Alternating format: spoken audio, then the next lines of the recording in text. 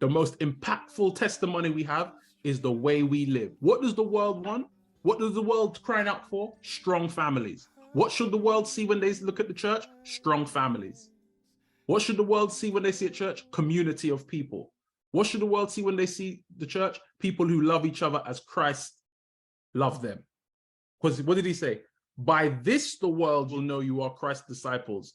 Not by all of the evangelism programs, not even by all of the poor people you feed. Actually, it's going to be demonstrated by the way you love one another. The way we live our lives should make people jealous. The Bible talks about the Gentiles making the Jews jealous. People should envy the way we live. And this is my point about kingdom over church. The church often is just trying to get you into heaven, but it's often not trying to tell you you need to live heaven now. A lot of it, it's just pointing to what's next. No, it's about what's now, because Jesus said, occupy till I come. We have to live in this present world, and we have to live the kingdom way. And when we preach the kingdom, the gospel of the kingdom, like Jesus and Paul did, we won't have to worry so much about people changing when they come outside of the church. People who dress one way in church, dress one way outside of church. People who talk one way in church, talk another way outside of the church. We don't have to worry about that, because when we preach this as a lifestyle, then their church life and their life outside of church or outside of the building will be synonymous.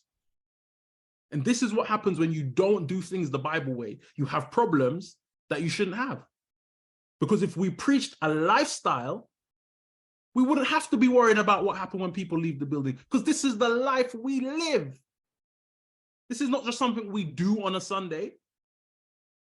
A lot of my friends, when I got saved, thought it was just, I just went to church. It was something I did on a Sunday. So they thought I could go to the party with them. I said, my life has been changed. I don't want to party with you no more. I don't want to drink no more. I don't want all these women anymore. I've been changed. Church is not something I do. Church is something I am. My body is the temple of the living God. I am the habitation of God through the Spirit. So my temple has to be clean. I need the presence of God to abide with me. This is the way Jesus, and this is the way Paul was preaching. They was preaching about the way. And we have lost ourselves somewhere, and we've just been preaching to people about church.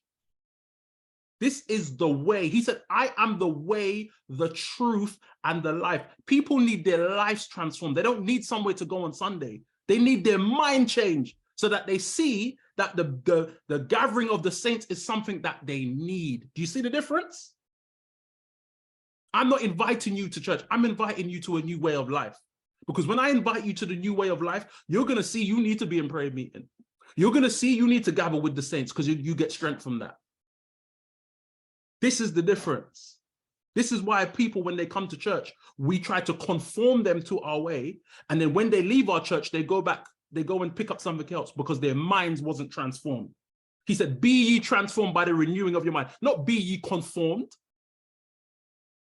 I don't want to be in a church of conformers. I want to be in a church full of people who are transformed. Conformed people, as soon as they leave your church, their doctrine changes, the way they look changes, the way they dress changes, the way they talk changes. When transformed people are in your church, wherever they go, they keep the standard that they know they have. They don't change. They don't change their standard according. My standard hasn't changed according to the church I've gone. The same standard I had in my father's church, I had in the church I went to after that. I had a church in the went to after that. I had a church in the went to after that. Why? Because I belong to a nation. I'm a citizen. I have a passport, which means that I am accountable to God. I know the word.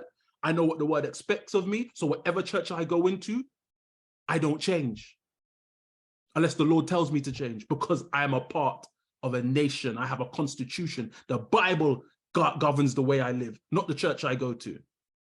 This is the kingdom of God. This is the life transforming gospel that they were turning the world upside down with. They weren't preaching church, they were preaching kingdom. The king's authority. Let thy will be done on earth as it is in heaven.